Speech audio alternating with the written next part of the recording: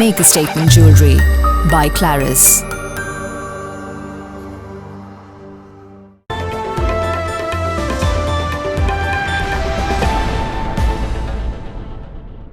ആസ്വാദക മനസ്സുകളിലേക്ക് വാദ്യ മാധുര്യം പകർന്ന് പത്മശ്രീ പെരുവനം കുട്ടന്മാരാരുടെയും സംഘത്തിൻ്റെയും പഞ്ചാരിമേളം. ആനമങ്ങാട് മഹാദേവമംഗലം ക്ഷേത്രത്തിലെ നവീകരണ കലശ ചടങ്ങുകളുടെ ധ്വജപ്രതിഷ്ഠ നടക്കുമ്പോഴാണ് പഞ്ചാരിമേളം അരങ്ങേറിയത്. 2.25 മണിക്കൂർ നീണ്ട പഞ്ചാരിമേള വിസ്മയം വാദ്യപ്രേമികൾക്ക് ആവേശമായി.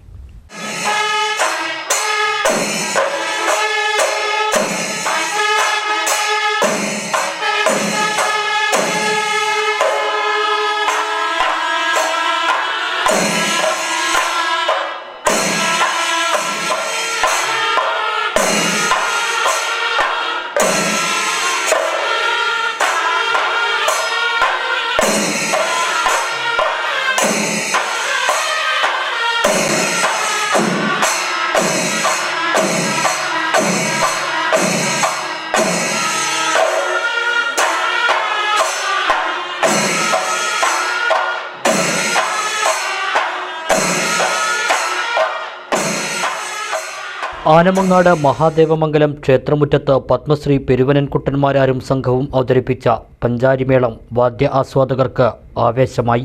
കല്ലൂർ ഉണ്ണികൃഷ്ണൻ, രാജേഷ് ചെർപ്പളശ്ശേരി എന്നിവർ പെരുവനൻകുട്ടന്മാരുടെ ഇടംവലം നിന്നു.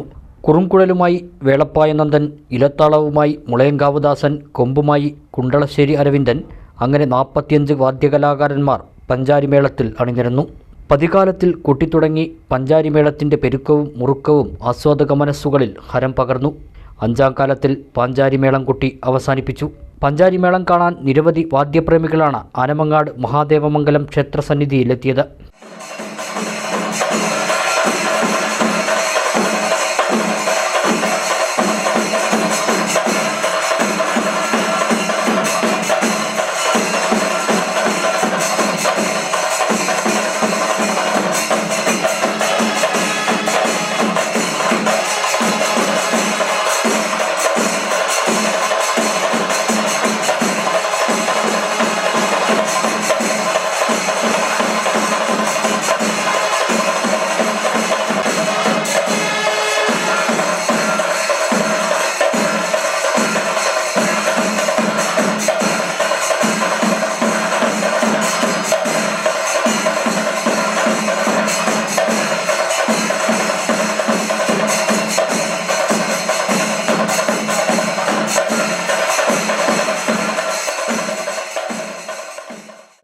ഇവിടെ പഞ്ചാരിമേളം സമർപ്പിക്കാൻ സാധിച്ചത് ഒരു ഭാഗ്യമായിട്ട് കാണുന്നു.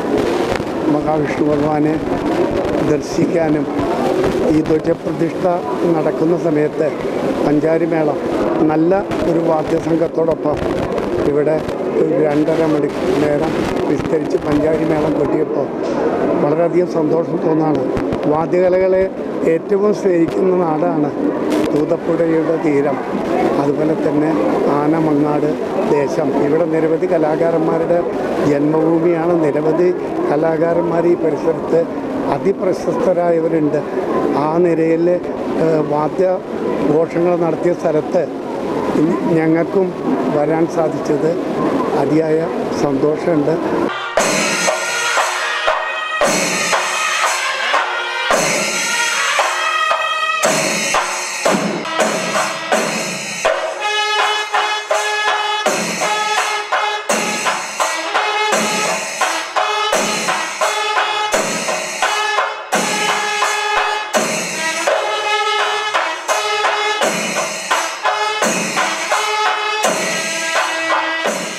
ഫെബ്രുവരി 9-നാണ് ആനമങ്ങാട് മഹാദേവമംഗലം വിഷ്ണു ക്ഷേത്രത്തിലെ നവീകരണ കലശ ചടങ്ങുകൾ ആരംഭിച്ചത്. ചടങ്ങിൻ്റെ ഭാഗമായുള്ള ധ്വജപ്രതിഷ്ഠ ക്ഷേത്രം തന്ത്രി എടത്തറ മൂത്തേടത്ത് നാരായണൻ നമ്പൂതിരി, ചേറമ്പറ്റ തൃക്കാരമണ്ണ സുധീഷ് ഭട്ടതിരിപ്പാട് എന്നിവരുടെ മുഖ്യ കാർമ്മികത്വത്തിൽ ഞായറാഴ്ച രാവിലെ നടന്നു. ഫെബ്രുവരി 23-ന് വെള്ളിയാഴ്ചയാണ് 13 ദിവസത്തെ ചടങ്ങുകൾ സമാപിക്കുന്നത്.